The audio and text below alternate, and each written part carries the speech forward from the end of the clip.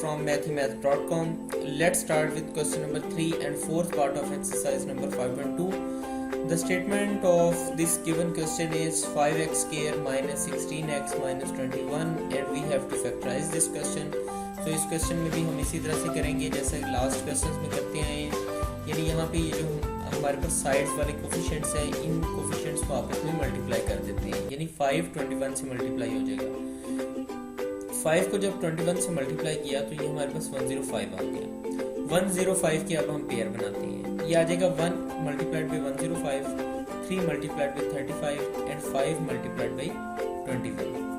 अब इन पेयर्स में से, इन तीनों पेयर्स में से हम वो पेयर सेलेक्ट करेंगे जिसको ऐड या सब्ट्रैक्ट करें तो हमारे पास यहाँ पे 16 आ जाए।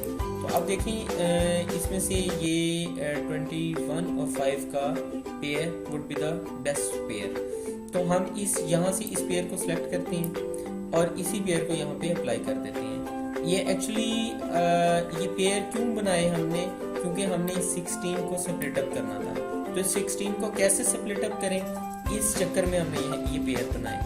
अब यहाँ पे ये 5x स्क्वायर और ये जो 16x है इसको हम लिख सकते हैं माइनस 21x प्लस 5x और इसके साथ यहाँ पे माइनस 21 इसी तरह से आ जाएगा। अब इन दोनों में से हम पॉसिबली x को कॉमन ले सकते हैं, सो हमने x को कॉमन ले लिया। x को कॉमन लिया, ये हमारे पास 5x आ जाएगा और ये साथ में हमारे पास 21 आ जाएगा, सो 5x माइनस 21 आ गया।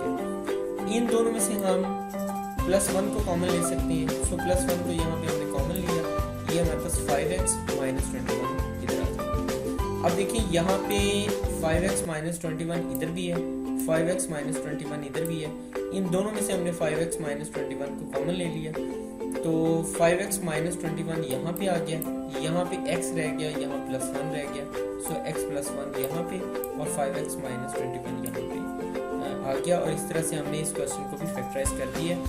अगर आपको इसमें कोई कंफ्यूजन है तो आप हमसे कांटेक्ट करें, हमारा यूट्यूब पे चैनल अवेलेबल है, आप उसे सब्सक्राइब करें ताकि हमारी लेटेस्ट वीडियोस और अपडेट्स आपको मिलती रहें। Thanks for watching mathemath.com।